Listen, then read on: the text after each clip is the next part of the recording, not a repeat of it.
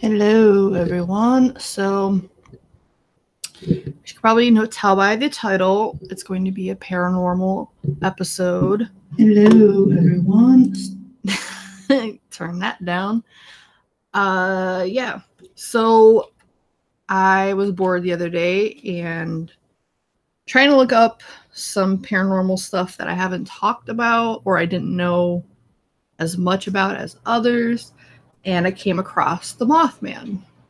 I'm pretty sure I've touched on this subject one time or another, but looking through at least the list of paranormal episodes that I've done, I don't think I've done one specifically aimed towards the phenomena, so I figured I would do that.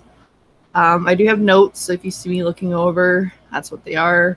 I watched several different documentaries and whatnot about it. Mind you, I've done a little bit of research in the past before, but it's not as widely known of a phenomenon as others like Bigfoot or UFOs, aliens, that kind of stuff. So there's not as much information. Or at least not as much different information about it. Besides the fact that it seems to be kind of specific to a certain criteria. And I guess we'll get into that later. All right. So I guess I'm going to just treat this like you guys don't know anything about the subject, because I don't know, obviously, what all of you know, what you don't know. So more than likely you've heard of Mothman Prophecies, which is a film that stars Richard Gere. I almost called him Richard Greer, which is like mixing two different people up. Yeah, Richard Gere. I'm pretty sure that's his name. Came out in 2002. Pretty good film. I enjoyed it anyway. I think it does mix a little bit of different things up and kind of confuse things. At least it was confusing to me when I actually looked into exactly what happened and what the Mothman is, or all that kind of stuff. It seems like they kind of lumped a whole bunch of different phenomena into one, and they also left out a couple of, I would think, pretty important things. Now, I get it that it's a film and there's only so much you can add, but I think there was pretty high key or important pieces of information that were left out of the movie. So, Mothman, what it is. I guess we'll start with the movie and what kind of that's centered around. It centers around the Silver Bridge collapse, which ironically is just south of me in southern Ohio / West Virginia. It like links the two areas together in Point Pleasant and I forget where in Ohio, but it's like very at the bottom. It goes over the Ohio River. Oh, I don't like watching or looking at it. I'm trying to get the date. So, as I was say, I think it collapsed in 1967, and it did. So, on December 15th, 1967, the Silver Bridge collapsed into the Ohio River. 47 people were killed, at least according to the one interview. I don't know how accurate that is, but I know it's in the 40s. Well, it says 46 on the website or Wikipedia. There was a lot of people injured as well. But essentially what happened as far as the bridge is concerned is there's just too many people on it. There was a lot of traffic because it was around the holidays. People were shopping. And I guess there was something wrong supposedly with the street lights. That's according to John Keel. I'd never heard of that mentioned anywhere else besides him. And I didn't get through the whole interview. I wanted to before I did this, but if I sat and listened to the rest of it, then I would be going on probably like 1 p.m. And I kind of pushed this back far enough. He says that there was something wrong with the streetlights and they were all red. So no one, the traffic wasn't moving at all. And it makes sense because that was the issue, is like everyone was stuck on this bridge, and the bridge just was not built for that kind of weight, and it collapsed. Prior to that whole event, there was a lot of strange things that were going on. They didn't really put too much emphasis on it until the bridge collapsed, I think. At least that's the idea that I got from listening to accounts, because like I was actually listening to people that were there instead of like, you know, people that were doing like research on it. And they said that, you know, a lot of weird things happened up until that point, but I guess no one could have known that that would have happened. So yeah. Getting back to what the Mothman actually is. So prior to the bridge collapse, I don't remember how far back. I know it was like probably at least a month before it happened. And then sightings and whatnot and activity escalated up to the point of the Silver Bridge collapse. But people were seeing this 6 to 7 foot tall being that looked like the body of a man, except in some accounts there's no head, and other accounts there's a face, but it's bird and man-like at the same time. I don't know, it's kind of confusing. But with a very large wing behind it. The wingspan is about 10 feet across, supposedly. Now, the thing with like trying to estimate like feet, like some people just aren't good at like estimating how big something is. So I guess that's to speculation, but regardless, or needless to say, it's larger than it should be. And especially the fact that there's like a man-like body attached to it is odd. Now, the people that don't see a head at all they see is these big, red, glowing eyes, usually like where the man's chest would be, like if it were a human. I don't know. But I guess there's legs and stuff, which is why they say it has like the body of the man, but then it is very bird-like as well. The unique thing about the way that this thing moves is when it's flying, it doesn't make any sound.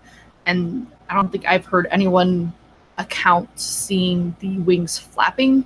They're always stationary. So even when like the being shoots straight up, which several people have seen that, it doesn't flap its wings. It doesn't do anything. It just kind of glides upward, almost like an angelic type, what you would imagine an angel would move like. Mind you, the experiences that correspond with most of these sightings aren't very angelic, but that's what they describe it kind of as being similar to. So I think the first sighting was a couple. They were hanging around the TNT plant, which is nearby. It's an old place near the wildlife reserve that used to be. They used to manufacture TNT back in some kind of war. I don't remember the war. Not very good with history. But basically, they used to make TNT there. And for whatever reason, it became a popular place to go make out, like a make-out point or whatever. I don't know. This is back in the 60s, so whatever. I guess it was very common to drive somewhere and make out with your whatever. So that's what this couple was doing. And they noticed, I don't remember if it was lights in the sky. It's all of these kind of like melded together. But they were the first ones to see this creature. I think what they saw was, this is why I wanted to read over it.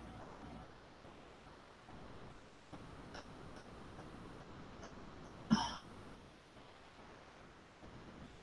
trying to go over my notes, sorry. So this is in chronological order. I got it out of order. I'm already effing up. So the first guy, he was watching TV, heard a whining noise, like some kind of interference, and then his TV exploded. Then his dog started barking outside, took off towards the barn. Now, I guess this is a very well-behaved dog, according to the owner, which a lot of people, whether it's their children or animals, always think that their animal's so well behaved even when they're not. So that's up to interpretation or opinion. But the dog took off towards the barn. The guy saw very strange red rotating lights inside the barn or around the barn. And then all of a sudden, he didn't hear his dog anymore. And when he went inside, both the lights and the dog were gone. He never saw his dog again. 3 days later, his family was outside and saw a UFO above them. So that was a common thing with the Mothman sighting or anything related to it. It's a lot of UFO activity, which is interesting. So then, days later after that is when there was 2 couples driving near the TNT plant. They saw a tall man / bird-like creature and the big red eyes with a large wingspan of 10 feet, gray wrinkled face that looked like a man, but then she kept saying it looked like a bird, so I don't know. I guess it looked like in between. I don't know. They chased the car into Point Pleasant, even though they were going at 100 miles per hour. 4 different witnesses had the same statement, like they saw this happening, I guess. Or no. The 4 people that were in the car all were interviewed separately, and they said the same thing, which is something that I guess police commonly do, is interview people separately to see if the stories match, because if you're lying, it's kind of hard to corroborate a story that well when there's 4 different people saying the same thing. I'm sorry I'm getting this messed up. I'm purposely ignoring chat because it's already hard for me to get my thoughts straight when I am paying attention. So, those were like the first couple of accounts. There was a lot more, a lot of UFO activity. We're talking like hundreds of them around Point Pleasant within like that month or so of the bridge collapse. Let's see what else. Some people that saw the being or were very close to it and saw the eyes. The eyes are very, I guess, hypnotizing to people. To me, that like they kept like bringing that up, like in all these documentaries or videos I was watching, how the eyes were so mesmerizing. It's like if you see a creature like that, regardless of the eyes or whatever, like it's going to be mind-numbing. You're not going to be able to really understand what you're seeing. You're going to kind of just freeze. That's normal human behavior. So I don't think that's anything specific to like the eyes being special in any way. It's just usually when you're looking at a creature, I think it's human nature to look at the eyes, because when you usually talk to people, if you have manners, are looking at them in their eyes. Like it's just how you're raised. So I think it's just a focal point. You're going to naturally be drawn to the eyes of whatever you're looking at if they have eyes. And the fact that it's just so odd looking and you know it's not normal, I think that's what's causing like the hypnotic type state. I don't think it's anything special about the being necessarily that's causing this hypnotic state. I just think that you're paralyzed with fear. That's just my opinion. That's based on my experiences, not with Mothman, because luckily I have not seen or experienced anything relating to that, and I don't really want to. But yeah, so that was one thing. They said it was hypnotizing. Another, this is interesting though. This might be of significance, I guess. A lot of people that stared into the eyes ended up contracting conjunctivitis, which according to one interviewer or historian or whatever, like he was basically like investigating the phenomena. He said that the specific type of conjunctivitis or pink eye that they had was due to radiation exposure.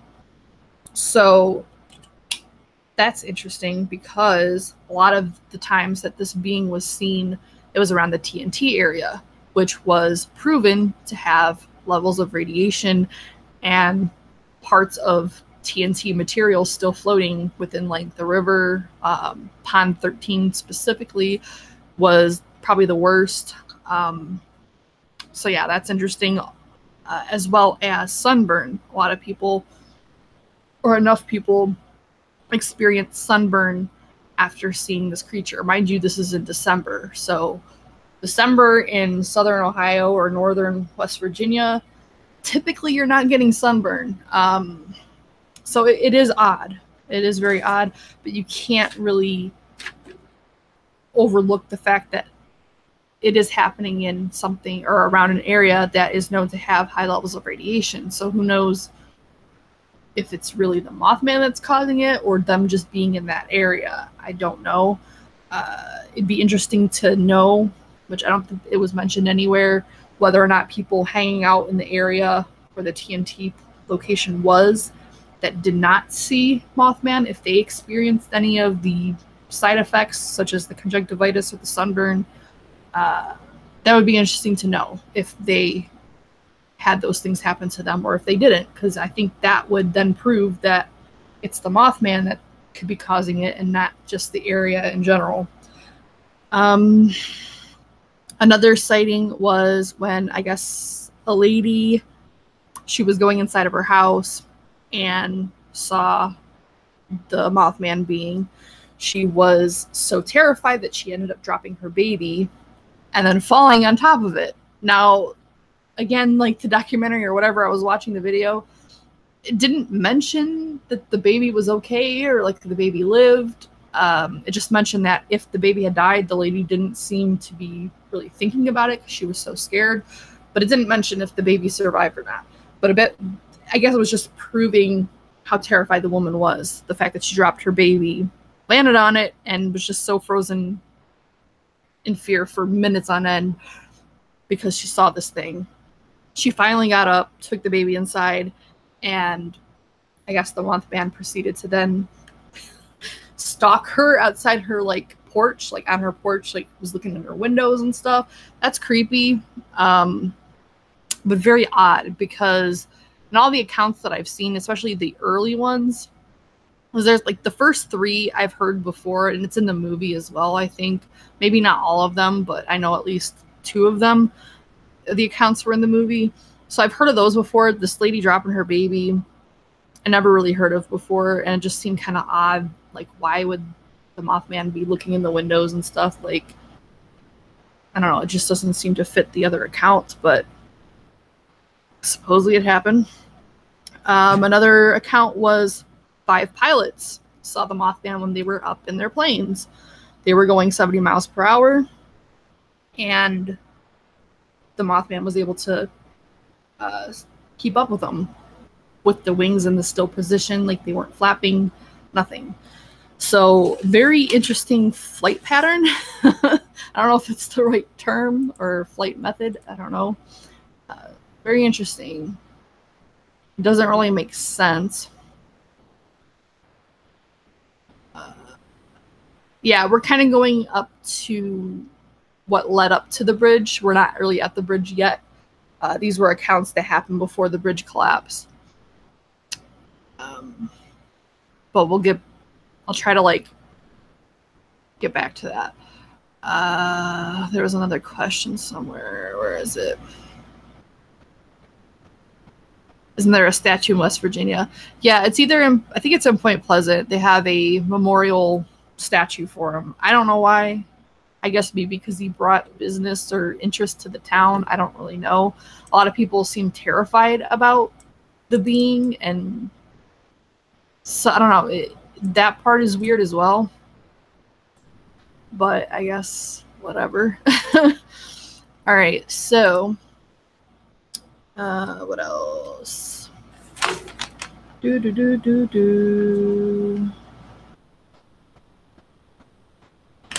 Just want to make sure I'm touching on everything.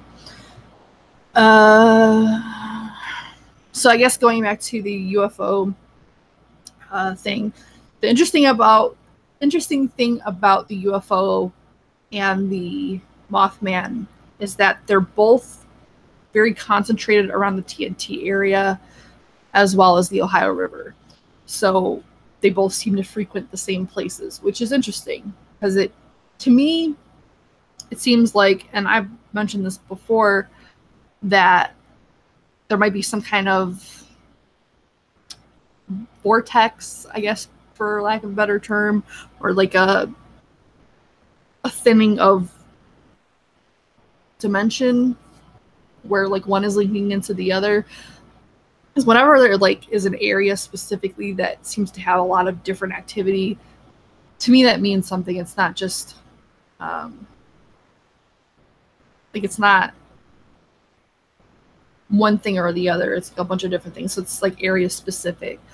And it's a lot of people have said the same thing, that they think there's some kind of interdimensional thing going on there. So yeah, I guess we can go into the other phenomena that went around outside of the Mothman. Like I said, the UFOs, hundreds of accounts of them. Electric distortions. I touched on that with the guy where his TV exploded. Psychosis after the event. A lot of people were traumatized. They'd have dreams about it, which is, again, I think human nature. Like if you see something that's that out of the ordinary, and a lot of times a lot of these accounts are not positive. Like this thing is either chasing them or doing whatever. So obviously it's going to have some kind of effect on you. But a lot of people also saw Men in Black, which they had never seen before.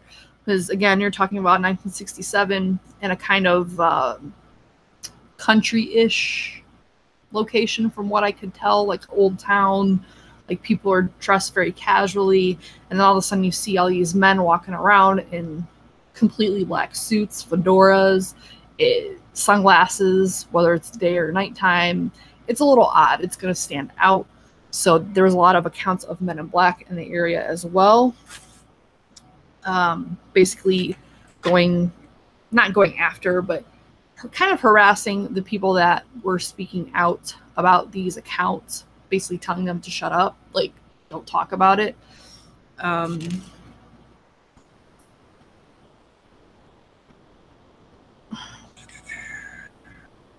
So yeah, that's that. And then there's another interesting thing about this guy named Derenberger. I don't remember his first name. I think it was William. But we'll just call him Derenberger. He had this correspondence with a being called Indrid Cold. And this kind of goes back to the Mothman movie. If you've ever seen it, Indrid Cold is pretty prevalent in the movie. And this is where things I think get confusing, like when you have reality versus like the TV, which kind of makes it seem like Indrid Cold is the Mothman or is tied to the Mothman. But when you actually listen to the accounts of the interactions between Derenberger and Indrid Cold, it doesn't really necessarily mean that they're in any way related outside of just being paranormal and maybe the timing of it. And I really don't understand. I was trying to find the link because, like, anytime you search Mothman, eventually Derenberger gets brought up, and I don't really know why, because, again, I don't see the correlation between the two things. I don't know if they're getting them confused with John Keel, which is another person, which was actually the interview that I was listening to before I went on here. He's like the main character in the movie. He's the one that's played by Richard Gere. So I don't know if they're getting those two people mixed up. Like, I don't know. It's weird.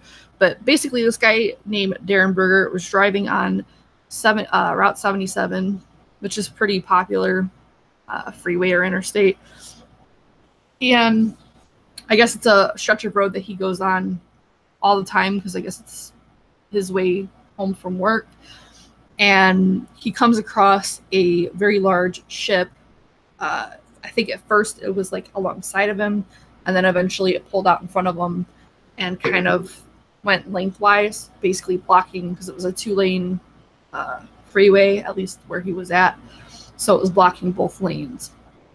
So this man comes out of the craft, approaches, because like the guy, I guess at that point pulled over, Derenberger pulled over, because he can't go around it. For whatever reason, couldn't get around it. I guess because it was that big. So he pulled over. This man comes out, comes to the right side of his car, not the left side, the right side, comes to his window and asks him to roll his window down. So Derenberger does. He rolls his window down. Then this being, this Indrid, which we would later find that's his name, begins to talk to him. And he didn't realize it at first, but eventually he noticed that when this man was talking to him, his mouth wasn't moving. So apparently it was done through telepathy. And at one point, Mr. Cold tells him that he could either talk verbally to him or just think what he's saying, whatever's more comfortable for him, which was very odd. That Derenberger said that was probably the most unsettling part of the experience, is the whole telepathy thing, which makes sense. I mean, if someone else is sharing your mind or can read your thoughts, it's a little off-putting. But the being kept telling him at least 2-3 times, you know, there's no reason to be afraid. Don't be afraid. We're not here to harm. We're just here to talk or whatever. So, yeah, the whole interaction was kind of odd. Indrid told him, or asked him kind of odd questions like what he did. Does he have to work for a living? What he does for a living? What is the town called that's over there? I guess wherever he's from, it's a little different and things are called different things. He said that where he's from, they're called the Gathering or a Gathering. And in wherever he's from, his profession is, I think he said explorer or searcher, something like that. Watching different interviews kind of got me confused because they said the words were slightly different. Basically, he was an explorer, not a scientist, but an explorer. The whole interaction was very it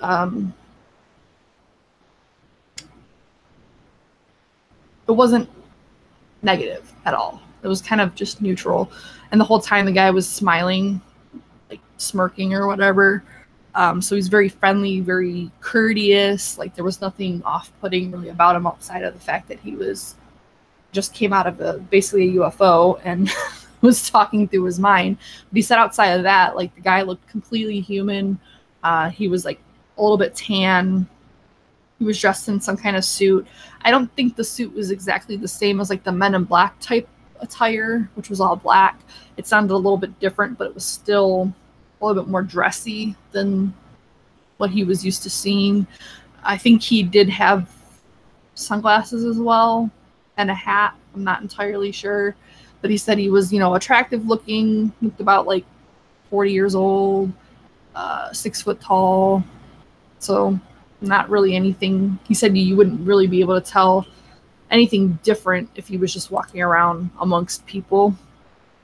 But yeah, the whole encounter was almost like an interview, or it was just not very can't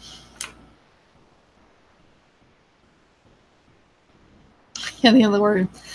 There's nothing really that significant about the conversation, the questions that were asked. And then at some point, Mr. Cold said that we would see you again. He said we instead of I.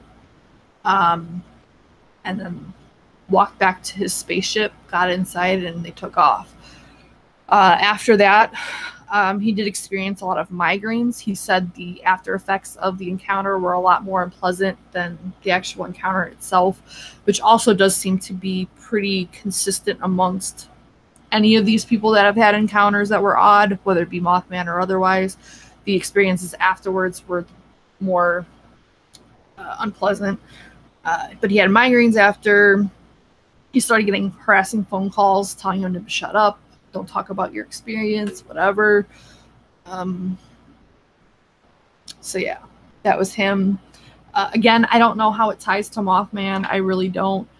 In the movie, Indrid Cold is the one that was calling John Keel to warn him about the collapse. He didn't say it was a bridge collapse. He just said that there would be something devastating that happened on the Ohio River. that as far, and I wish I could get, I wish I would have seen that interview before I did this show, because I thought I could explain why the two were confused. Maybe the being or whatever that contacted John Keel was called Injured Cold, but I didn't get that far into the video. But I don't really understand the connection between Darren Berger, Injured Cold, and the whole Mothman thing. I don't know why they keep getting tied together. So I guess I could do like a part 2 and like try to figure that out, but I don't have that answer right now. But I think that's about it as far as my notes. The John Keel thing I didn't get through, but basically he was at Point Pleasant around the time of the collapse. He was the one in the movie, he was getting the calls that were like prophetic and talking about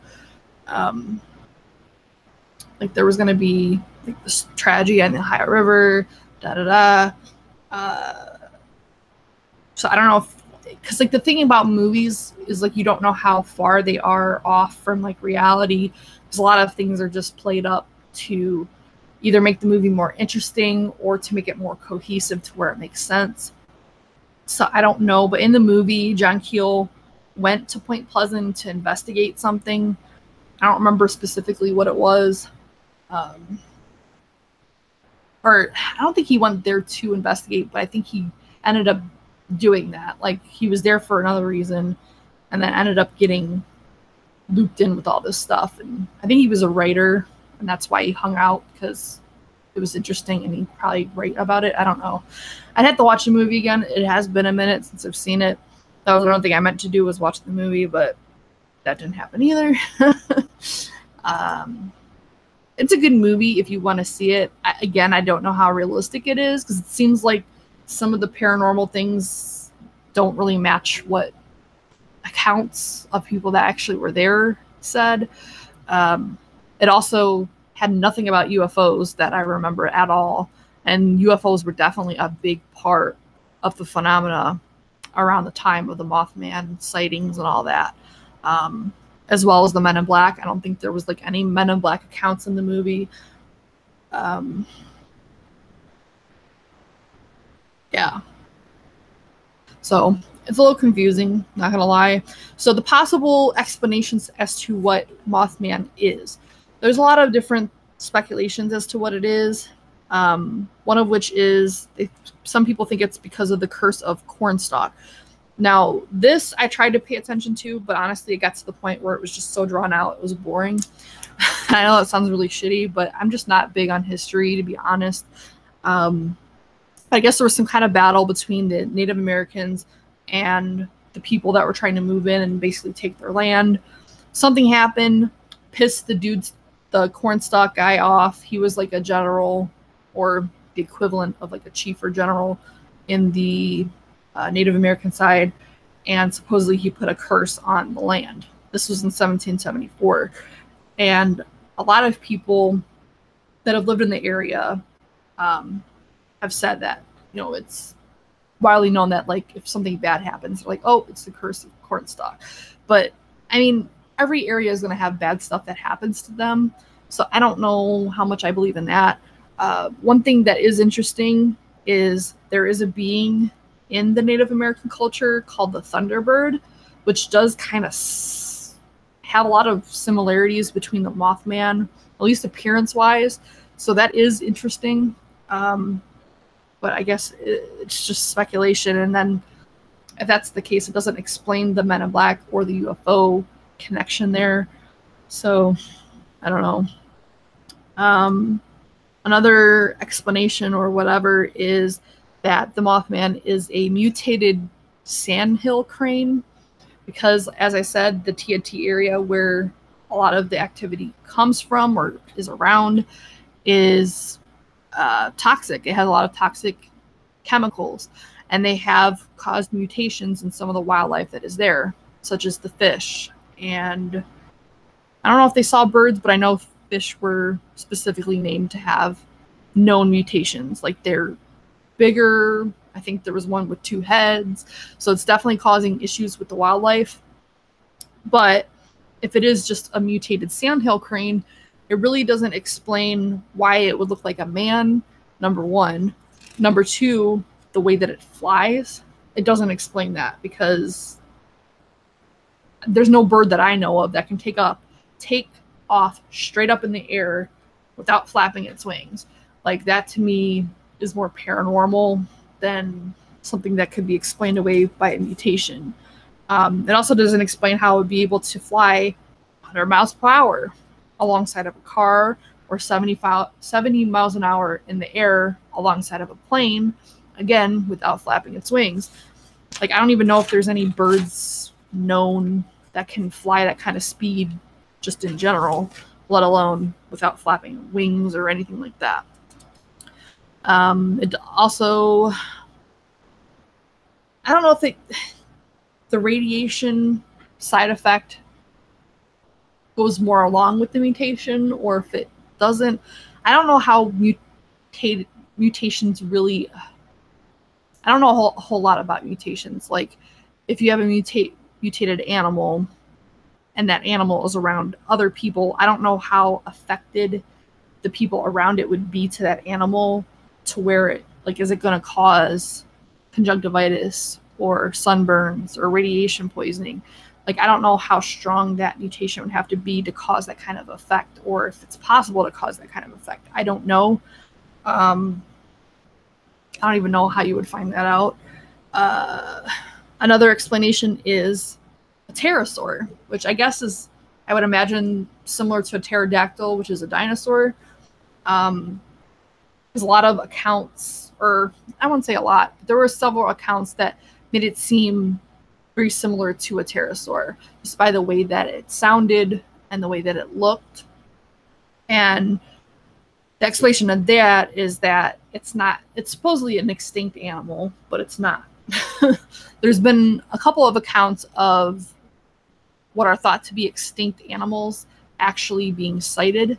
The same could be said for, like, Loch Ness. Some people think that that is a dinosaur that just never really went extinct, which is possible. I mean, there's a lot of places for beings to hide, especially if they're in water or if they're able to fly. But again, it doesn't really explain a lot of the accounts, because a lot of the accounts are very close. Like, one of the people that were driving and had the encounter with the Mothman, this thing was, like, looking at them right through the window, or it was, like, right in front of their windshield. So, like, you can get a pretty good look at whatever you're looking at. So to mistake a man-looking creature to a pterosaur is just not very likely. So it doesn't really explain all the accounts. Another explanation is the Jersey Devil. And I don't know enough about the Jersey Devil to know anything about that, but it's what was mentioned in a couple of different videos, that those two could be tied together. Yeah, so that's that. Mothman has not just been sighted at the specific location. It's also been seen in other disasters, such as the Chernobyl disaster that happened not that long ago, and then also the World Trade Center. In both instances, as well as the Silver Bridge, there are pictures. And let me see if I can share a screen and show you guys what they look like.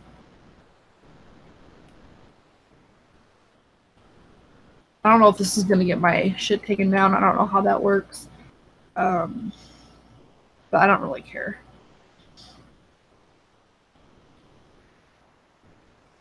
There are pictures of this being seen in pictures before the collapse. So I'm going to share my screen so I can show you guys.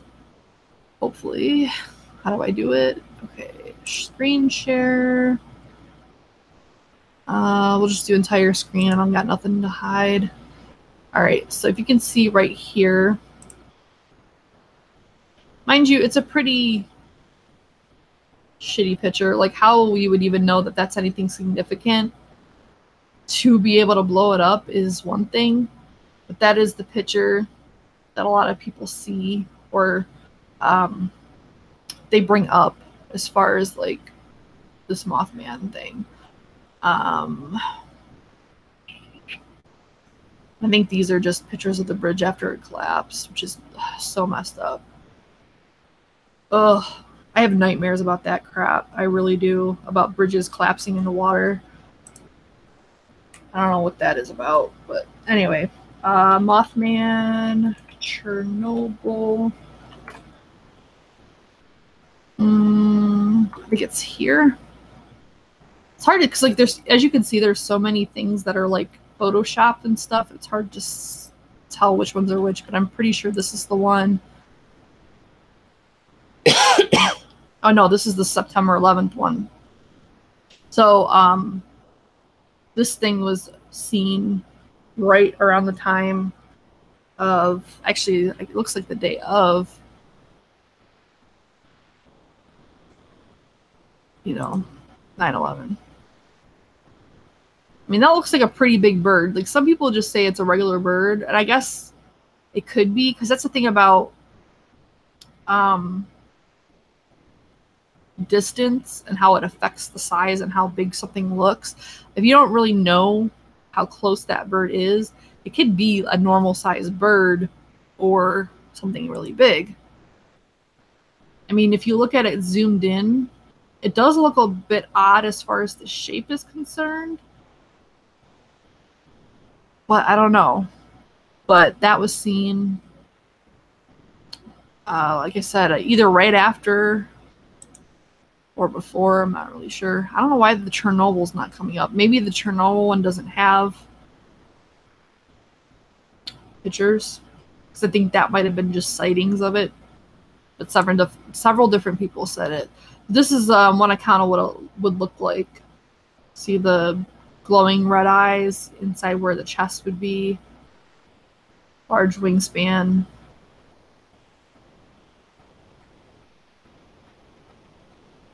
I think a lot of people did say it had hands as well as wings. This is another account of what it might look like. Just different depictions of what it would look like. But yeah, so I mean, it's been seen other places where tragedy has happened. So I guess take that with whatever you would have taken it with. Alright, so we're going to stop screen sharing there. So yeah, I don't know, guys. What was I going to say? There's something I was going to say and it completely left. Oh, so I don't know. A lot of people say that this Mothman might be causing these disasters to happen. Other people say it's like a warning that something's going to happen.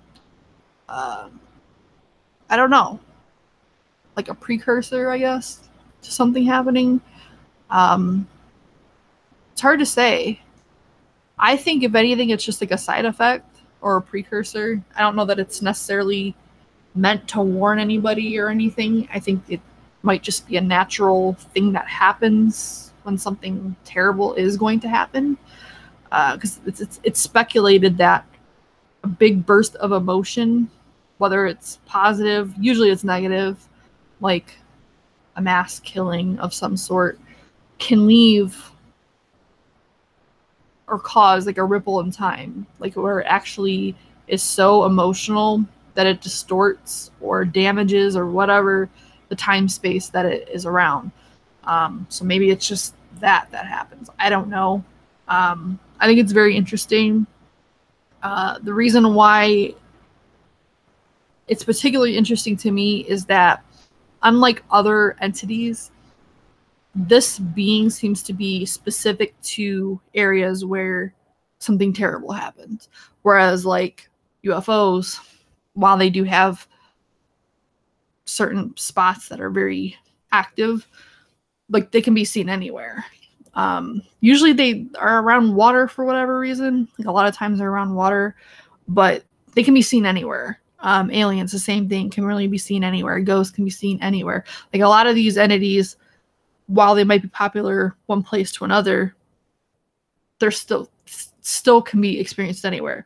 Whereas Mothman seems to be very specific. Like, it's always like around some kind of tragedy. Like, I don't really hear anything about him being sighted anywhere else. So that is interesting to me. Now, why am I buffering?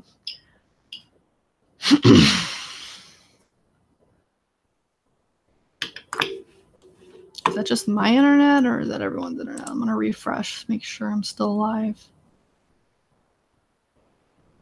Yeah, I don't know what that was about. All right, so I think that's about it for my Mothman. Hopefully that was coherent enough to understand or get anything from. Like I said before, it's hard to do these by myself because I've never been a very good public speaker, especially when it has to be in some kind of organizational manner. I wish you could see the kitten. She's just like passed out. She like lays in the weirdest positions. Blue.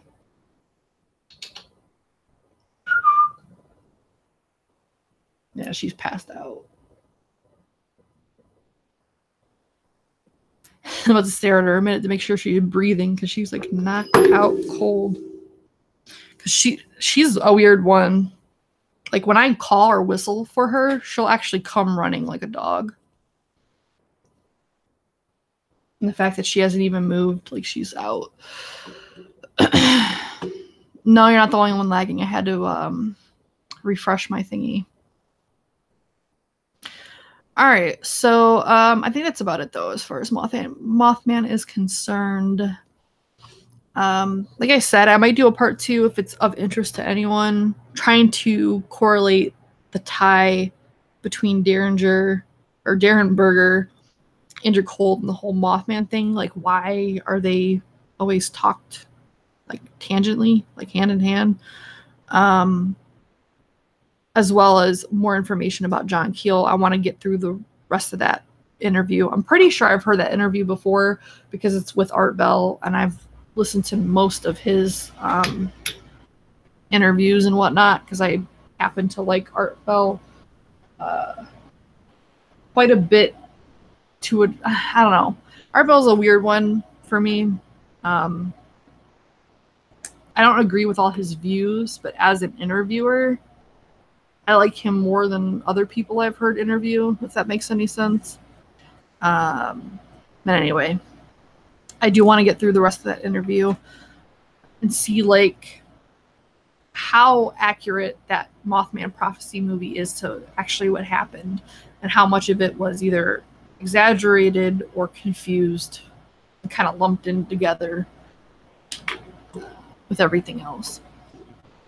All right, so I'm going to go back up and make sure that there's no questions. I didn't really see any, but I wasn't really paying attention because, again, I get sidetracked and confused. And I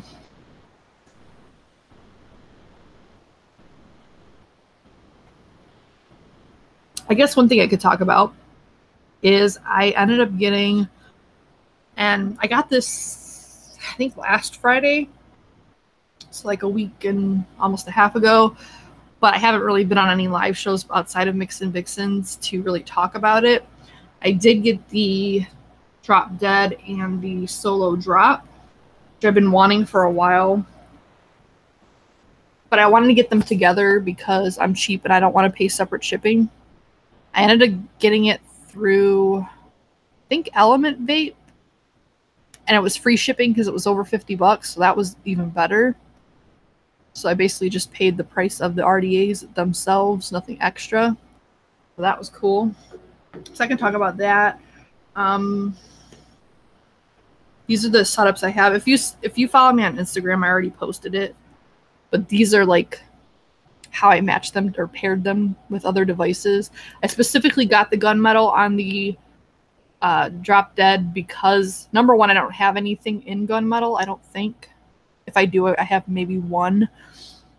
And I wanted it specifically for this mod, this Rotted Metal Asmodus Minikin. This is pretty much my everyday mod that I use. So I thought that would look nice together. And it does. It looks a little off on camera because my brightness is a little weird. But in person, it looks pretty good together. Nice little red wide bore drip tip.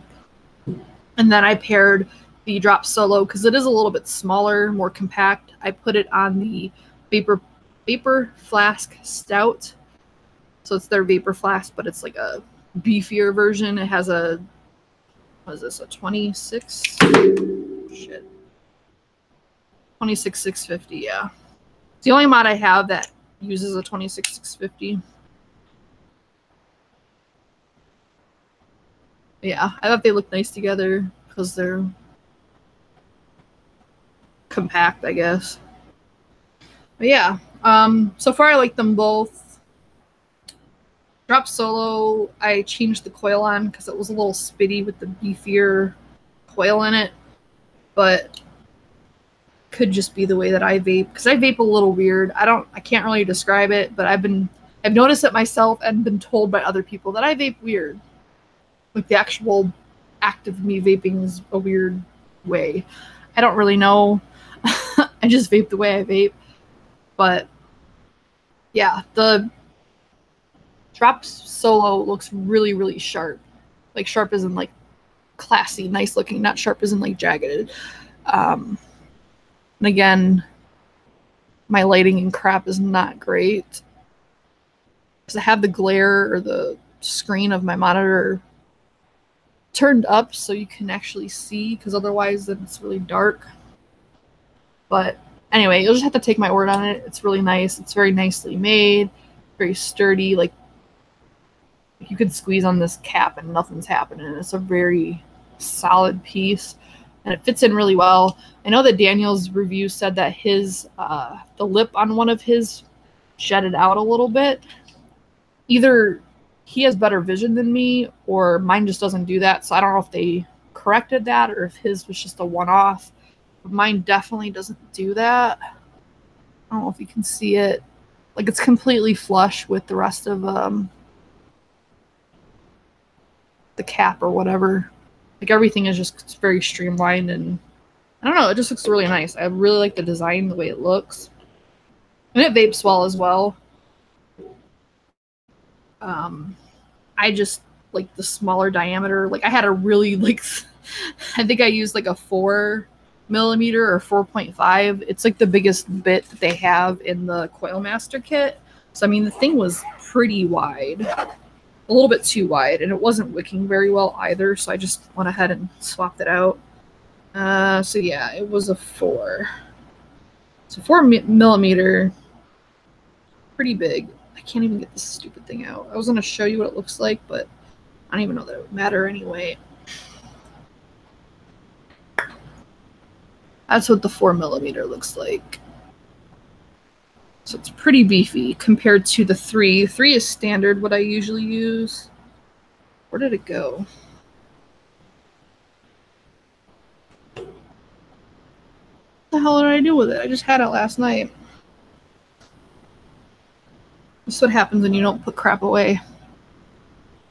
Anyway, I think most of you know what a 3 millimeter screwdriver or bit looks like. It's bigger, okay? The 4 is much bigger. Even though you wouldn't think it was that much bigger, it is. Anyway. So yeah, I like the Drop Solo. Airflow. Like I heard that it has like a lot of airflow, but I guess I'm used to the standard drop, so I'm already used to a lot of airflow. To me, it doesn't really seem like it's too much airflow. Like a lot of people are saying it's too much. I don't agree, but I'm used to really wide open airflow. Like, can you hear the kind of spittiness?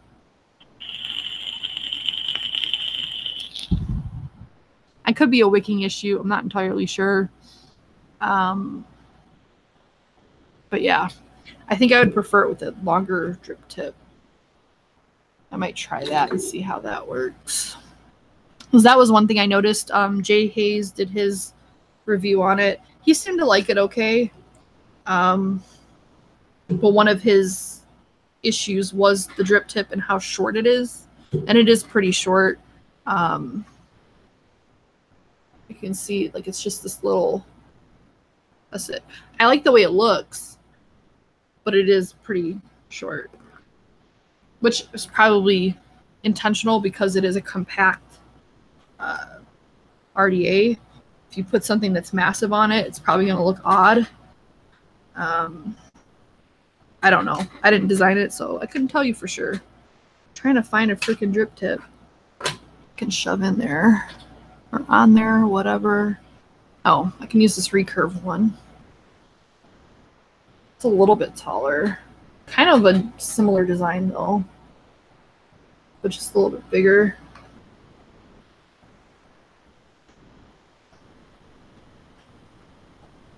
It does look a little weird though. Like, you can't tell me that don't look a little weird, having that big old thing.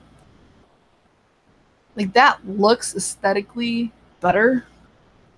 But for me, if I'm really gonna vape on it, like, I don't really care as much what it looks like.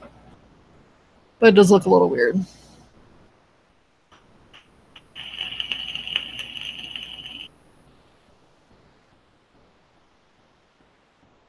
I don't know.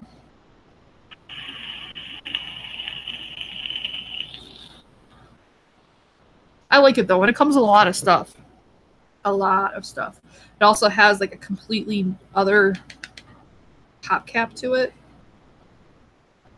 This PMT, I think it's called. I don't really know. It makes it even more compact. Yeah, it looks really nice. That would actually probably look really nice with this flask. I'm gonna put the flask on it. I meant to do this before. I just hadn't gotten around to it. But on the vapor flask, since it's white, that would probably look really nice together.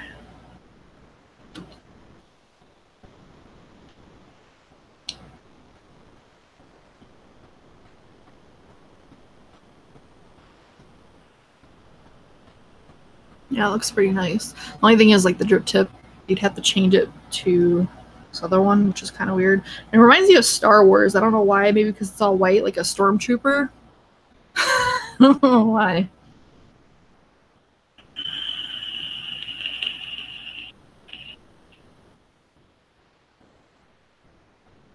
I do have a standard 510 I could maybe put inside of it.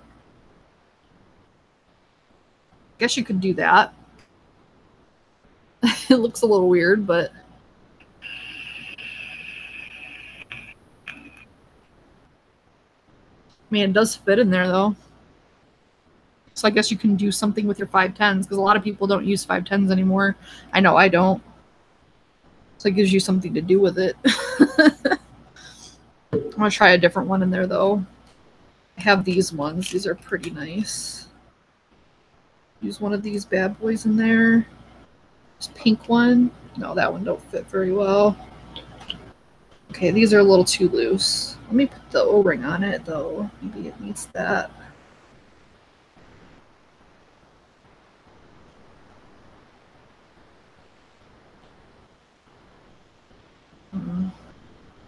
It's a little too wide though. Yeah, it's still too loose. I don't know. It's just something to mess with, but it definitely looks very nice on there. I think the silver looks nice too. I haven't really messed too much with the clear version, because I'm not really super into compact RDAs. Like, I know a lot of people like them because of flavor, but you have to understand that I'm a super taster or whatever, so I don't really need typically more flavor, because I already taste flavor very sensitively as it is. So I don't really need anything specifically good for flavor. Yeah, but so that's that one. And then, mind you, I've never had the Dead Rabbit, so I can't compare it to that. But I also got the Drop Dead, which is the collaboration between Brian and Heathen. So it's like the drop, and the Dead Rabbit had a baby, and it looked like this. So this one I'll say is bigger. Like, this is more compact. And you can see the Dead Rabbit is significantly bigger. The deck is also bigger. You can put duals or singles in here. I don't know if it has a cutoff for the single though. Doesn't look like it. So if you do want to do single coil, you're going to have to deal with airflow on both sides. I prefer airflow on both sides regardless of what I'm doing. I don't really like dual coils, but I like both sides open. I just feel like it's weird vaping only through one side of the airflow. It just is weird to me.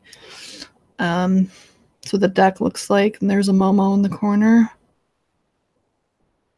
I don't know how much the deck you can really see.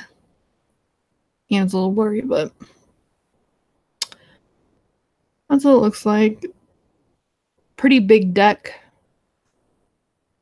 The airflow is interesting. I do like it though. I was worried a little that I wasn't going to like it because the Dead Rabbit seems to be for those that like really high wattage or high, just basically like very hot, like the way a lot of people vape these days where they're doing high wattage or whatever. I'm a very low wattage person. Like right now, I am generally at 2.8 volts. I found that that voltage is what I like, which is extremely low.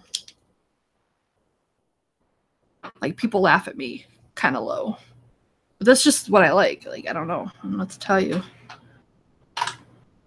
Hey, Momo. You want to say hi? Oh, and now Blue's awake. They're so jealous of each other. It's ridiculous. That doesn't look too bad on there. I'm still messing around with the drip tips. I had that on the radar. This radar is a pretty cool RDA. But I've talked about that before. I'm not going to talk about that one again. I really like this drip tip though. But it's short, it's just wider.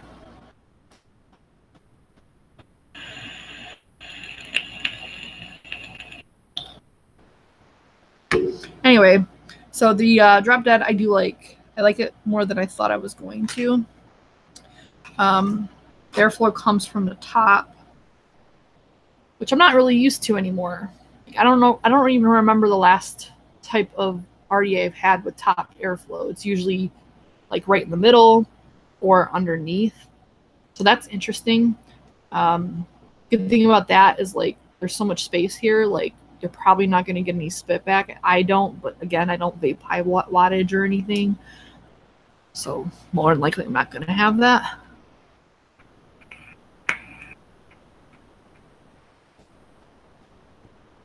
Why am I buffering again?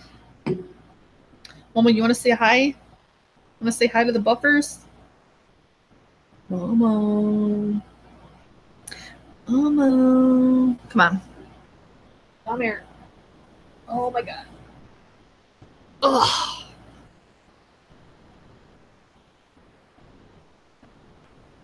She was like not even in the same room where she was hiding.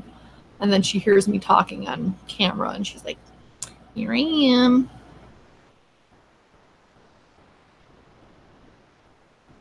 Not even looking at the camera. How rude. She's like, I couldn't give two shits. And the baby is like still passed out dead. She has so much energy. It's ridiculous. Like Momo was never that active of a cat. Like she was more active as a kitten than she is now, obviously. But like I've never had a kitten so like ADD as Blue is. It's really crazy. And I think that's why Momo doesn't care. I don't know. She tolerates her, but it's a little too much for Momo. Because Momo's like, I'm too old for that crap.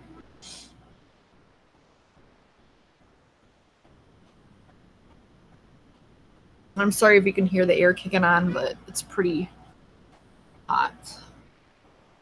And the fan would be even louder, so. All right. So yeah, the drip tip's nice. I'm sure you've seen other reviews for this, but I don't really buy equipment that often anymore. You get stickers. I like the stickers. I want to put it on something, I'm just not sure what. Because I already have the Mix and Vixen sticker on this one. And I tried maybe putting it like up above it, but it's a little bit too big. And it kind of gets into the little Asmodeus symbol, and I don't really want it to cover it up. So, I don't know. Oh, here's the original drop. I put it in there. I can put this one on that one. Anyway, I like that it comes with these tools. These are some pretty beefy. You get a flathead, a Phillip head, and an Allen wrench. So that's nice. Like, even though we have a lot of those stupid blue ones, I'm sure if you're familiar, the blue ones aren't that great of quality. These are much better.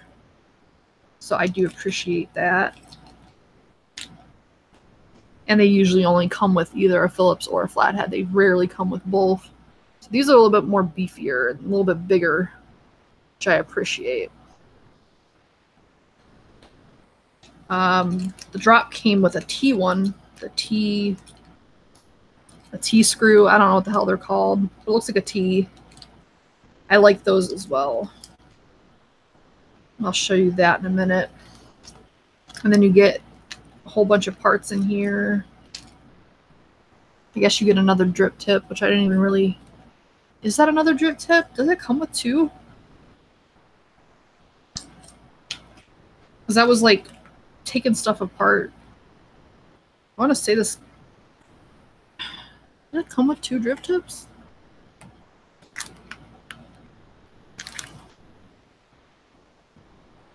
I guess it does. That's cool. Shows you how much attention I pay to stuff. I think I was just so happy to get the RDA. I didn't really look at all the bits inside because it's like... And it comes with a 510 adapter you can put inside. Extra screws, the squonk pin, which I'll probably never use. Extra O-rings, if I didn't say that already. So that's what that comes with. Little, like a poster. Pamphlet thing. Basically goes down to how it breaks down and whatever. Well, more than likely, if you buy something like this, you know how to build on it. But it's still nice that it's in there. Why am I buffering so much? Like, I'm landlined in. Like, there's no hardlined in, not landline.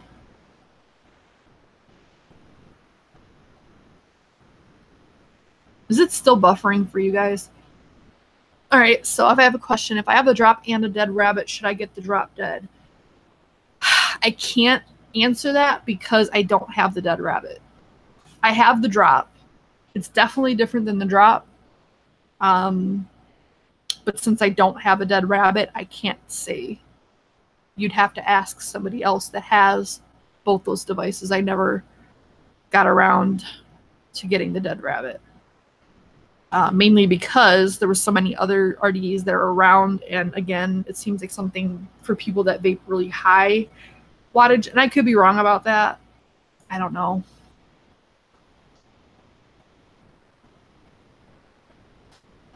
I will say drop solo is definitely different than the regular drop. It's a lot more compact. The airflow is a little bit different, even though it shouldn't be. It's pretty much... I think maybe just because the holes are... They even look like a different shape. Because on the regular drop, they look a little bit more square. And on the solo, they look a little bit more round. I need to clean this drop. I don't know if you're going to be able to tell because my camera quality sucks. Well, it doesn't suck, but my lighting sucks, so... Yeah, you can kind of see there, the one on the left is the solo. It's a little bit more round, and the one on the right, the drop, the bigger one, a little bit more like rectangular. And it's hard for me to keep still, so hopefully you can see that well enough to know what I'm talking about. And then obviously the drop is bigger, the regular drop, opposed to the solo. I also like the little diamond cutouts on the top better. Also, this one's a lot easier to turn. I know Mike Vapes was having a little bit of issue turning the airflow control on this. I think it really depends on the type of, I don't know.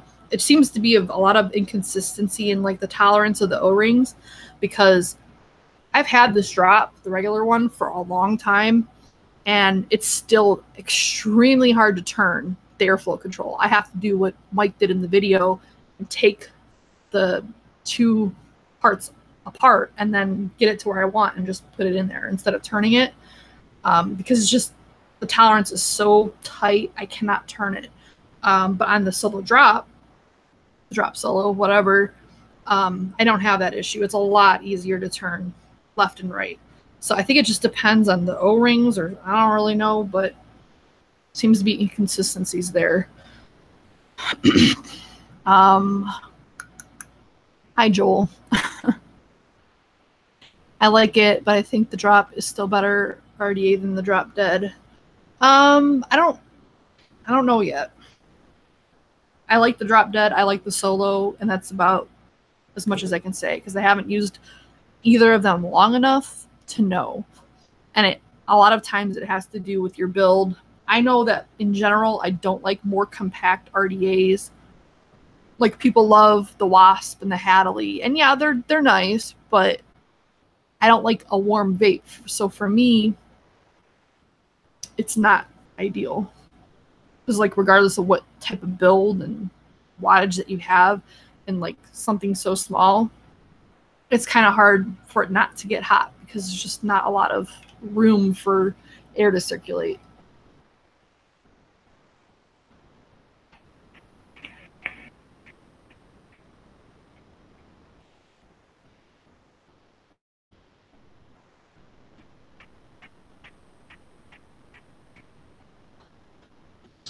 I was going to do some, not mixing, but mixing reviews. I don't know how interesting it would be because of the way I did it. Because I've mentioned it before.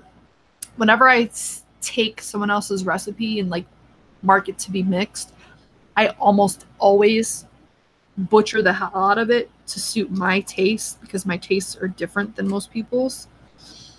So considering that I did that for, I think, every single one of the flavors I mixed last night, I don't know how interesting it'll be, because it's not going to be 100% the original recipe. So I don't even know if there's any takeaway from that. A lot of people get pissed off when people talk about how a recipe is if they've changed it. And I get it. But to me, if I know that I prefer this peanut butter over that peanut butter, and it's still peanut butter, I don't see how the recipe is going to be all that different. You know what I mean? I guess I could be wrong about that, but that's my mentality about it. All right, so this is what I got with the drop. The little T tool. I don't know how much you can see that. Yeah, I went through the Mothman. You're about an hour late, bro. You can go and rewatch it if you'd like. I tried to do it a little early because I usually plan on doing around an hour show, but it never happens.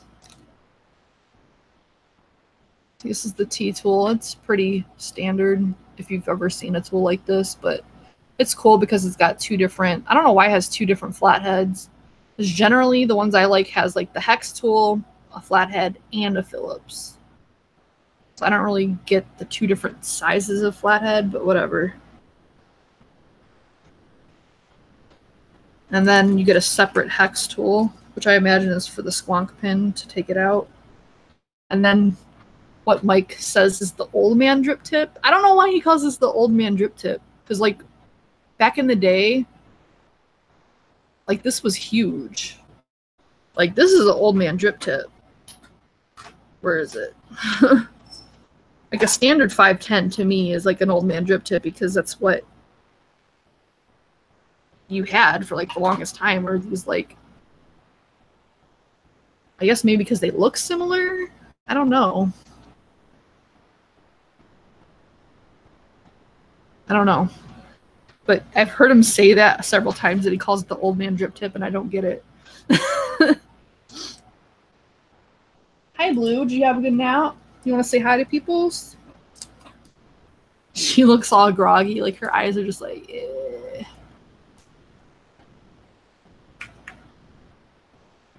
But yeah. It's probably the last of the goodies you'll see hardware-wise for me for a while. As far as I know, there's really nothing else super interesting that I'm looking at. Like, once I heard Brian was coming out with another RDA, I was like, yes, I want it. So this I've been in anticipation about for a while, but I don't think I've heard of anything else. Yeah, you want to say hi? Come here. Oh, see? She jumps like right in my lap. Yeah. Yeah. I don't know if you can hear her meowing, but she very vocal. Yeah. I likes to talk. Do you have a good nap? I don't know, you probably can't even see her.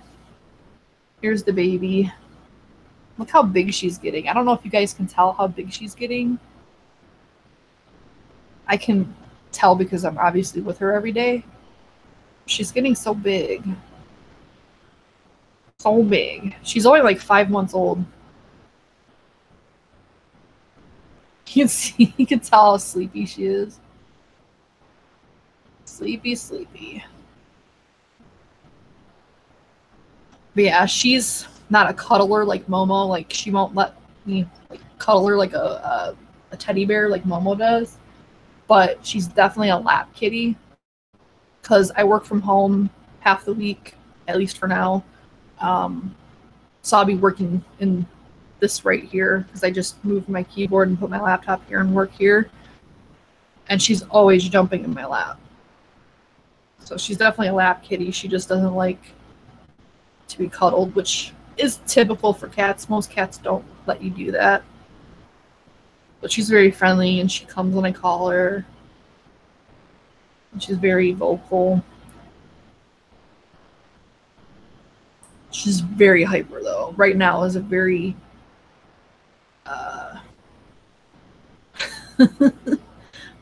rare moment when she's actually chill. But, yeah. But she's a kitten, so she should have a lot of energy. If she didn't, then I'd probably be more concerned. It's just a lot more than I'm used to. Yeah. Do you guys hear her when she's meowing? I can't tell because the air is on. Want to say hi to YouTube? Say hi. Like, I just woke up.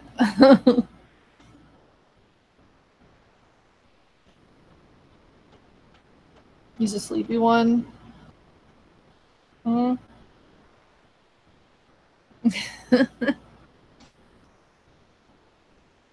That's good. Yeah. I know. Go back in your bed. Oh. Don't fall. But yeah. Anyway, I got sidetracked. Yeah, so I was just saying I don't think I'll be getting any more gear anytime soon. My dad still has my Therion, but he finally got the hint that I wanted it back. I know that's like kind of sounds shitty, but like it's my favorite mod and it's like my highest valued mod. Like it's by far the highest that I own, and I can never get it at the price that I got it from again, at least not anytime soon.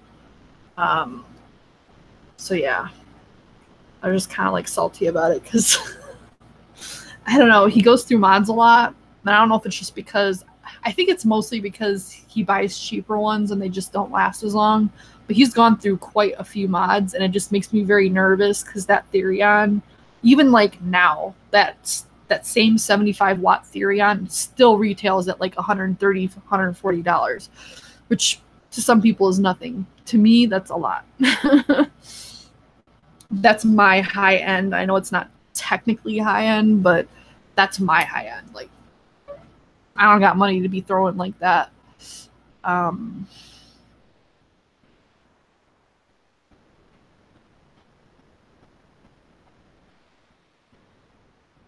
Yeah. So he told me he's going to be looking at, because he really likes the Therion, but he did mention that he wants something that has a little bit higher wattage, because he got this new, it's an iJoy, I think.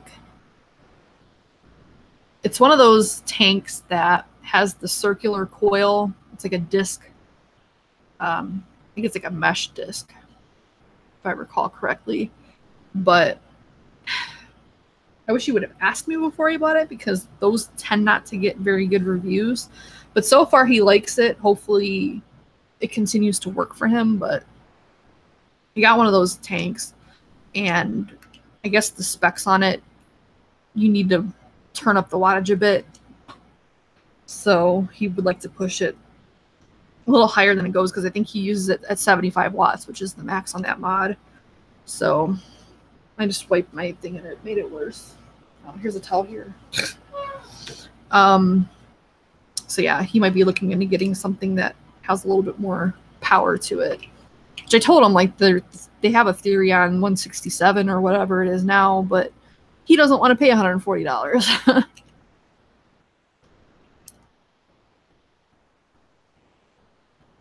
Yeah, I think Leilani recommended the Aegis or whatever, however you pronounce that, but I don't think he'd like the look of it. He's kind of like me in where it needs to look aesthetically pleasing. I know it's kind of superficial or whatever, but if it's ugly, I can't. No. Like, the Therion, to me, which is why I bought it, is very aesthetically pleasing. Like, it's very nice looking. It looks very, just looks nice. It looks classy. And it does feel nice in the hand, because it's got I got the one with, like, the leather battery case. And here she goes again. See her bushy tail. Is it lap time? Oh, she's back. I think the grogginess has settled. Girl, do you not see I'm doing something? Do you care? Nope.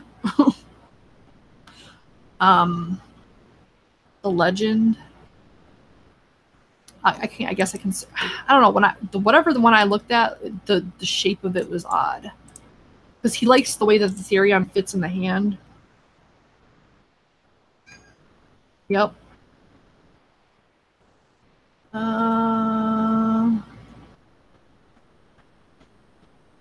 Yeah. I don't know. I guess I can show it to him, but he would definitely want the black one, because he likes that little panel with the leather on it. That's like one of his favorite parts about it. I know it's like a weird thing to like, but it feels nice.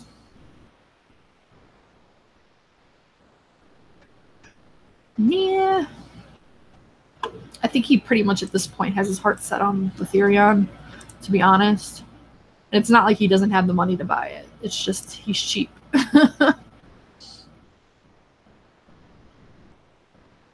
Which I get, but I don't know.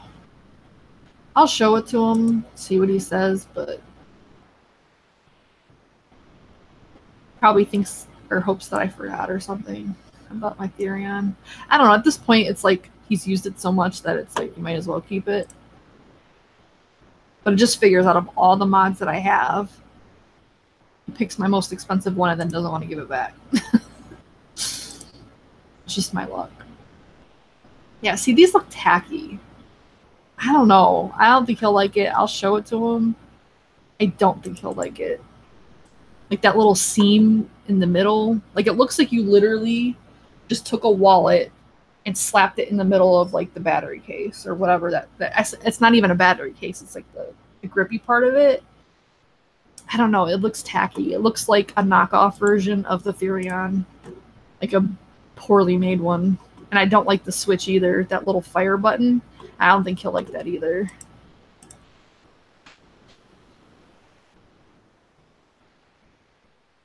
I guess you could argue that, you know, beggars can't be choosers or whatever, but I don't think he'll like it. I'll show it to him.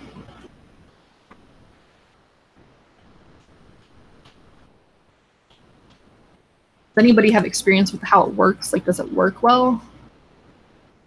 So I think he likes the DNA too, because I think that's because when I had the PaRINormal, and I know the PaRINormal, I don't think it was a DNA, but it was very similar to the DNA. I could be wrong about that. It's been a while. But he really liked the PaRINormal. That was like the first device he really liked. So I think he likes the DNA, because the DNAs do work a little differently than like the standard one, or like different chips. So maybe that's part of what he likes, because he said he does like the way it hits or whatever. I don't know. Yeah, I know, I want the PaRINormal, but it's so expensive. Like, I figured, like, okay, so if the new PaRINormal came out, the 167 or whatever it is, then the 75 should be cheaper, right? No, it's just as expensive, which makes absolutely no sense, because it's like, if you have the option, whether you use it or not, to either get a 75 or a 167 at the same price, why the hell wouldn't you get the higher one? Like, it doesn't even make sense not to get the higher one.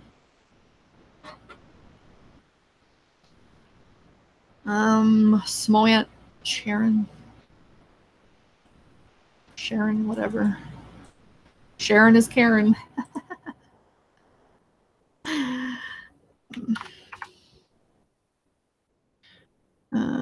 See, that one looks nice. How much is that one? That looks very similar. I like the look of that one.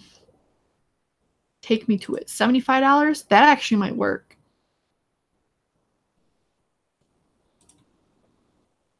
That actually might work for me.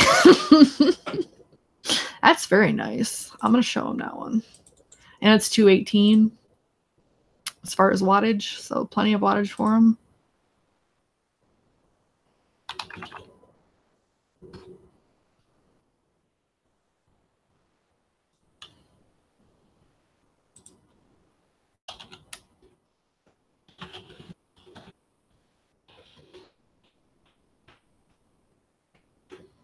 Never heard of that one, because I even looked online. I was like, things similar to Therion. Didn't find crap. Besides, I think the one thing that I didn't like the way it looked. That's nice looking though. He might be able to deal with that. Yeah.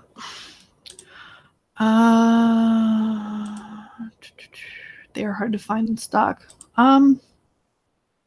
Yeah. That's true, it looks like, because Vapor DNA is out of stock. I didn't even notice that. Well, I mean, like I said, he can continue using it. It's whatever. I wasn't using it when it was sitting here anyway. It's just like a thing. I don't know. Like, there's certain things, like for the most part, I'm not very materialistic, but there's certain things that mean something to me. And that's one of them, just because, you know, I got it in, what was it? I think it was, yeah, it was when I met Addie Tooney and Phil Pissardo. It was that convention that I got that device, I'm pretty sure. Because I know Addie Tooney was there, and it wasn't this last one. Well, he wasn't there anyway, because I've only seen Addie Tooney once, and it was at the Pittsburgh show, so it had to have been that one. So there's like sentimental value, I guess.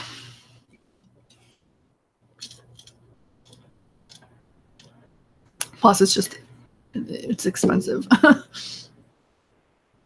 Why do you look dead, Blue? I'd take my camera off to show you, but maybe I can do it this way. I don't like taking the webcam down, because then I have to put it back up and reposition it, and that's kind of annoying. Plus, cords tend to get pulled. Nah. Oh, she's not laying like that anymore. Figures. Now she's gonna go mess with Momo. I feel bad for Momo sometimes. I really do. Like, she'll just be legit chilling, relaxing, and all of a sudden Blue just comes out of nowhere and jumps on her. Kind of messed up. Alright. Well, if you guys don't have any questions or anything, I'm probably going to get out of here because I feel like I'm just rambling at this point.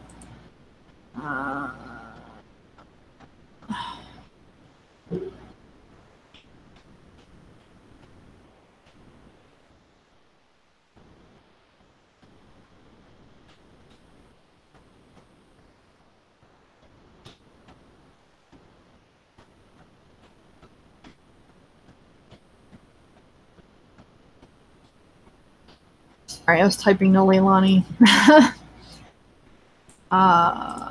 So I guess we could talk about Mix and Vixens. Tonight it's going to be on at 6 p.m. normal time, Eastern Standard. We're going to be talking about... it's kind of hard to, like, pimp out, like, the show or whatever when there's really no... There should be no title because it's what our interpretation of a picture is. It's going to be our interpretation of a blondie brownie. We'll just call it that. Because there's a lot more extra going on outside of the blondie part of it. But I guess it's up to interpretation what it is. I guess I could show you the picture of it. I have to share my screen again. Let's see. Gotta make sure there's nothing I don't want seen. As far as conversations and whatnot. Profile photos.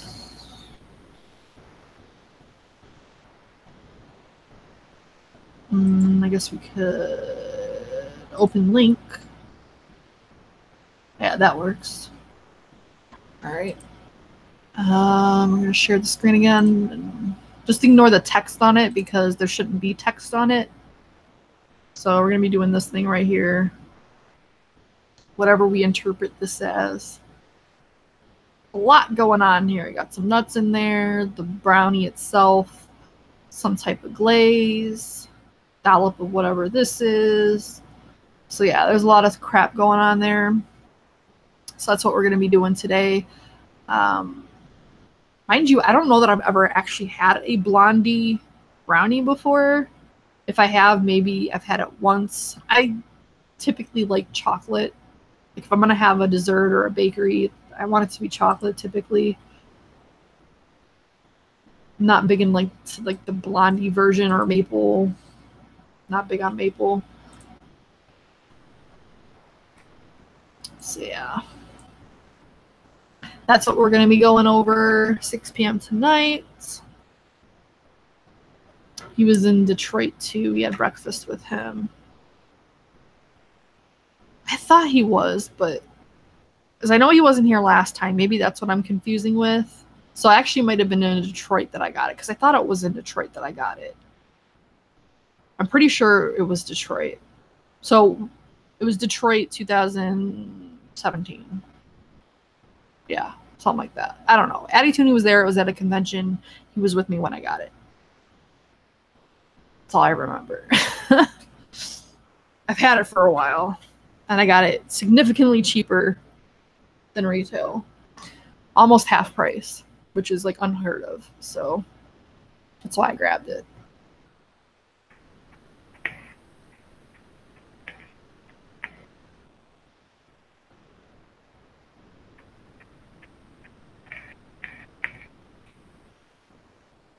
I don't know if you can hear how smooth the airflow is on that. It's one thing I do like on it. On the drop dead. The airflow is pretty unique. Or maybe it's not unique and just I've never had airflow like that before or in a while. I don't really know. But it's very smooth. Blue, what are you doing? I hear her getting into something. See, the chill mode does not last. She didn't even need a monster or anything. She's just like, I was asleep, now I'm awake. Now it's time to wreck some shit.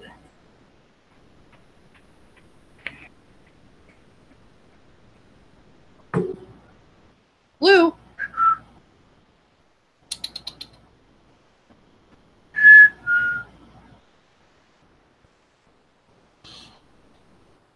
Oh, she's in the closet. She's playing with a string on one of my dresses. Whatever. Trying to think if I have any new flavors. I don't really think I have. I was gonna mix some like single flavor testing of new flavors. Obviously now it's too late. I'm gonna be getting out of here soon. But I don't know. I find those hard because number one, it's like there's no steeping on it at all. Percentages are kind of hard to nail down sometimes. I don't know. And I don't know how interesting that is to you guys. Momo is sleeping. Well, she's licking herself. Momo doesn't... The thing about Momo these days is like her personality has changed, which is one of the reasons I was so afraid of getting another cat. So I've seen it so many times when you get another animal, the previous animal's demeanor seems to change. I've seen it in dogs, mostly. Cats, not as much, because I've usually had a cat in my life at some point, but usually only one. But yeah, her demeanor has changed. She's kind of always on edge, which is to be expected because, like I said before, Momo will be chilling, laying, and all of a sudden Blue just comes out of nowhere and pounces on her. So she can't really relax like she used to be able to, like where we would just be able to lay and whatever. So yeah, she doesn't really cuddle that much anymore.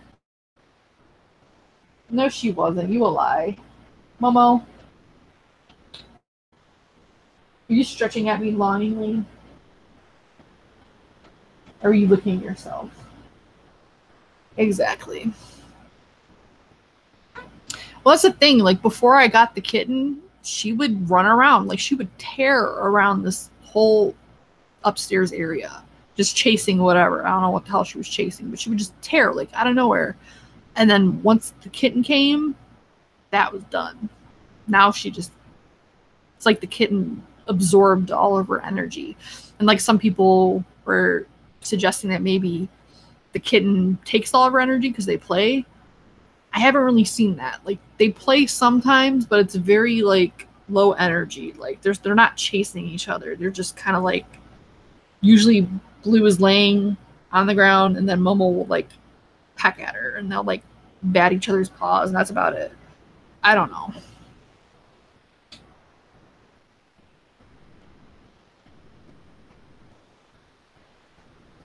I had really messed up dreams last night. They were not fun.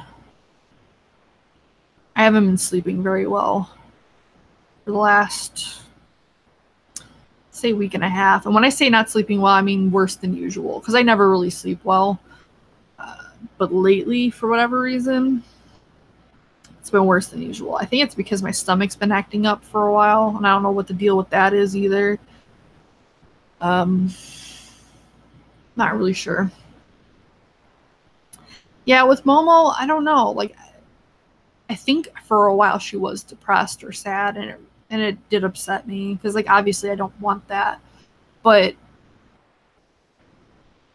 I don't know. I feel like in the end, another cat is a good thing for her. It just might take a while because Blue is so energetic, and it's completely different than what Momo's used to and Momo herself, that it's just going to take a while. I think once Blue gets older, some of the energy will come down a little bit, or maybe Momo will just get used to it, or they'll respect each other's boundaries more. So I think that's a big issue with Blue, is she doesn't really respect boundaries. She just doesn't care. And I don't think it's like a malicious thing. It's just she's very playful. And she just doesn't really get cues like, I don't want to play right now, or leave me the F alone. And Momo's like, no, I don't got time for that. Like, I told you, like, you should know, leave me alone. And Blue just doesn't. I don't know. But no, I'm not giving my cat. Oh. He was telling me to give Momo melatonin. I've tried melatonin. It doesn't work for me. It's weird. I have a weird thing with any kind of medication. I know melatonin's supposedly natural or whatever. I don't know. I've tried pretty much everything under the sun because I've had sleeping issues since like as far back as I can remember. Even as a kid, when kids like shouldn't really have sleeping issues, I've always had them. So it's like a mind thing. It's like my brain just can't relax. I don't know what it is. Anyway, I don't really want to talk about that. I think I'm going to aim to get out of here at 1:30 since I've already been on for a while. I think we'll be approaching the 2-hour mark. I wonder if they gave, I know they took away the YouTube editor. I wonder if they gave at least some version of it back. Because I feel like there's no way to edit my thing anymore. Like, not that I was big on editing to begin with, but I used to at least be able to like take clips, like shorten, because I feel like a lot of this was just talking and not very interesting. Some could argue that the whole thing wasn't, but I guess whatever. Hi, Blue. You done raising hell in there? Hey, what's up? I don't know if you can see her. I got part of it. Yeah, you can see her big fluffy tail. Her tail is just so big and fluffy. It's like a little boa. I don't know. So what else? Not really much. That was creepy. I have like the show playing on the background so I can see the chat and make sure the stream is up. And there's a delay. So I thought I was seeing things like repeat themselves because technically I was, but yeah, we're gonna minimize that because that was creepy.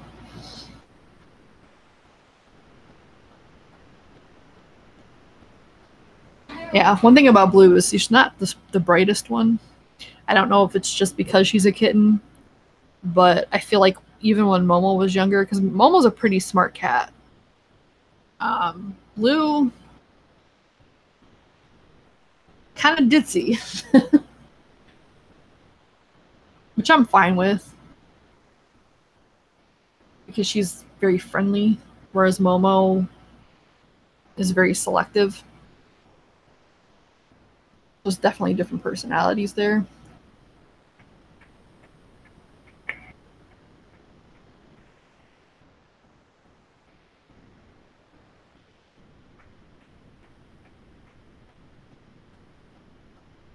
I just found out something really interesting, and I feel really dumb. I'm not good with geography to begin with. I thought ECC Ontario was in Canada, like this whole entire time, like however long it's been going on. I always thought it was in Canada, the province of Ontario. Apparently it's in freaking California. And I had to be told this by someone that doesn't even live in the United States. So that made me feel even dumber. Because they were asking me if I was going, or they brought up the convention. And then somewhere, because he said it was in California, I'm like, no, it's in Canada. Unless there's an Ontario in Canada I don't know about. And then I Googled it, and sure enough, there damn is. So I felt very dumb.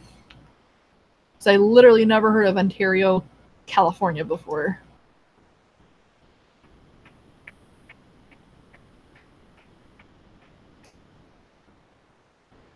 But neither here nor there. Both of those areas are quite far from me.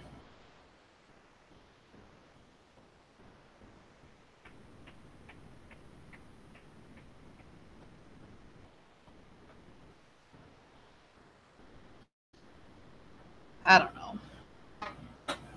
Got 4 minutes. Any questions, comments, anything?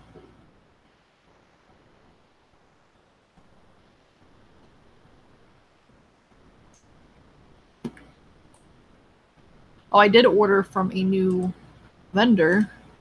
A couple people have brought it up recently. I never ordered from there. It's called eliquid.com. So it'll be interesting to see how that goes. There's a couple people that vouch for it. And I didn't spend a whole lot there. So I figured the $13 I spent to see how it turns out is worth it, especially if I ended up getting the product. Because I need nicotine because I don't like the one I have. It looked like it oxidized a little bit. So I want to go back to what I think so far has been my favorite nicotine that I've tried, which is Nick Select. So I got some of that. And I also got 2 flavors just because you can't just buy one thing. I don't think I've ever bought just one thing when I'm buying online. It's just, I don't know. I have this weird thing. I buy something online, unless it's like a really expensive item, which typically doesn't happen anyway, I have to buy more than one. That's not what I wanted. What the hell? Go to my mailbox. Like, why are you asking me to do that? Like the dumbest thing ever. All right. Receipts. PaRINormal Country Apple, because I've heard a lot of good things about it. And they're one of the few sites outside, if not the only site outside of Nick River that I've seen PaRINormal sold at. ZLiquid.com. So I got PaRINormal Country Apple, as well as Euroflavor's White Coffee, which I've never really heard of. Like, I've heard of Euroflavor only because I think Leilani brought it up. But I've never heard of a white coffee or a flavor called white coffee. So I figured, why not? I'll just get it. So I do have those coming.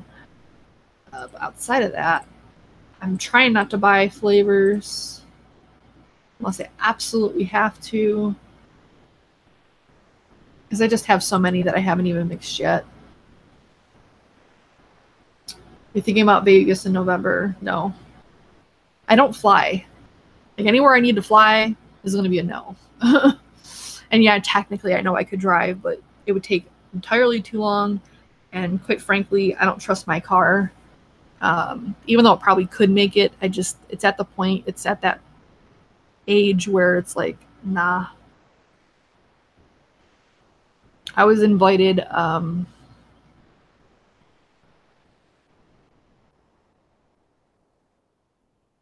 air conditioner is pretty loud. I was invited to go. I don't know if I can say why. I imagine I could, but I don't know. Just in case I can't, I'm not going to. I was invited by a company to go to be a part of something, but it's just too far. Yeah, that would make sense, Fresh, to come all the way to Ohio only to go all the way back to Vegas. I know eventually I'm going to have to get on a plane. It's just, it can't be this soon. I'd have to mentally and financially prepare for that kind of thing. And financially, it's just, I just paid for that course, that phlebotomy course. That was all out of pocket. Which it wasn't like super expensive, but it was expensive enough. Like, you got to understand my income is not high by any means. So trips and stuff like that just don't happen.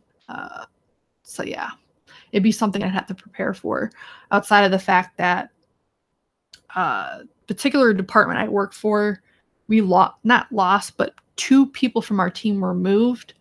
So we only have like 3 people that actively do our job in our department or in our team right now. So like, if I take trips like that, like when I was in Detroit, me taking that trip, like, I think even then, like, we had our full team, it was still a bit of a strain because I was gone. But like recently, I only took like 2 days off. I took a Friday and a Monday off, and they're like, oh my God, I was so busy. I don't know how busy it was because obviously I wasn't there, but when you only have like 2 or 3 people on a team, when one of them is missing, it's a lot. So yeah, eventually I do want to fly, but I don't know that it's going to be anytime soon. If anything, it'll be like next year, maybe. It really depends on where I'm working at the time, because that's still up in the air in my head. The way things have been, I don't know.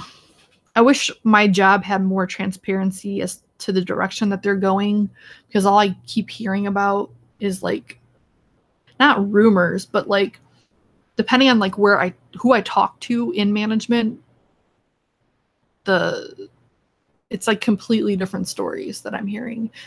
So it's really hard to know where we're going outside of like the actions that are actually happening, which I've actually seen happening, which are not good in my eyes. So it's like, I don't know. I don't know that it's somewhere I want to stick around all that long.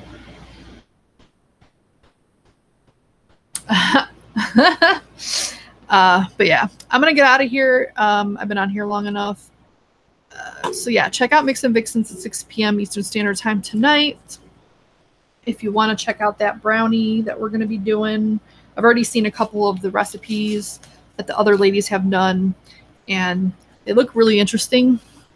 So I would definitely check it out, especially if even if you're not into the profile, I would still watch anyway, just to see what we come up with, how we come up with it, why we choose the things that we choose, or just basically the interactions between us. I mean, we have Leilani for like only 2 more episodes, actually 3 technically, because of the judging. No, 2 more. Well, I guess it depends on what you count it. Basically, this week, next week, and then the judging episode will have her. And she's entertaining just as it is, not even just including anyone else. Like, she's entertaining as it is. So even if you just check it out to see what she says, I think it's a good time spent. So yeah, do that. We also have our own, all the flavors to make it easier for people to see all of our recipes that are contributed every week. It's just, I think it's DIY Mix and Vixens on ATF. I will put a link over there. Because I know people were saying that it was a little confusing to try to have to go each one of our individual accounts to see what recipe we put in. So we decided to just make one account and put all of our recipes there, so that way you can see them easier. Right now, they're kind of out of order, which is not ideal, which is something I brought up when they were talking about doing this, because I don't know that there's a way to correct it, because right now they're not in chronological order by any means. So I don't know how, I don't know. But you can check it out. All the recipes are there. You can just kind of scroll through them. What else? Check out Outdoor E-Liquid. Consequences, probably the newest one as far as I know. If there's anything newer, I don't know about it. I think the coupon code is Mixtress. You get 10% off. Gizzard Stew came out with a new e-juice. I didn't watch the whole episode because I'm terrible. So I don't know if it's, I guess I could check. You know, they were giving some away, I think. But I'll put a link over there. Gizzard Stew made a custard vape. If I can try to find it, I will. But while I'm looking for that, I also have Mixtress gear up there, t-shirts, a hoodie, things of that nature. You can find that there. Why can't I find this?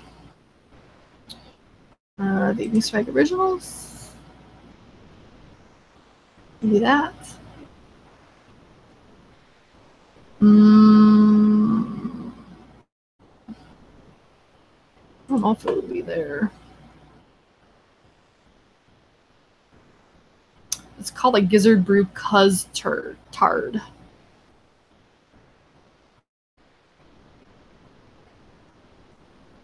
It's under Sport Life, okay. Oh, he's got his own little thing. Look at him. He's not part of the Freaky Fresh Friends anymore. He's got his own little thing. All right, so it is on the site. So Gizzard Brew Cuz Tard is available. I'll put the link over there. You can check that out. Hey, what are you doing? Just decided to go to wherever I wanted to go. It said a love affair that has lasted 18 months. Gizzard Stew and Swaggy Shane worked together from January 1st, 2007 up until now to come up with this reviewer-inspired flavor. We came up with a complex vanilla custard that is tasty from morning till night. Enjoy. It's 75 VG, 25 PG. Concentrates will be available in the near future. And then you can also get his t-shirts and whatnot with his lovely spork on them. So yeah. Check that out. I don't think I have anything else to plug. Flavora. Check out Flavora. If there are any Flavora flavors you specifically want me to go over, let me know in the comments on the actual video, because I'm about to shut this down. Because I pretty much have the entire line outside of like 5 or 4 flavors. So I pretty much have everything. So if there's anything that you want me to go over that I either have mixed or haven't mixed already, let me know and I'll like do it sooner than later. Yeah, I also have my stash. Every time I think of mustache.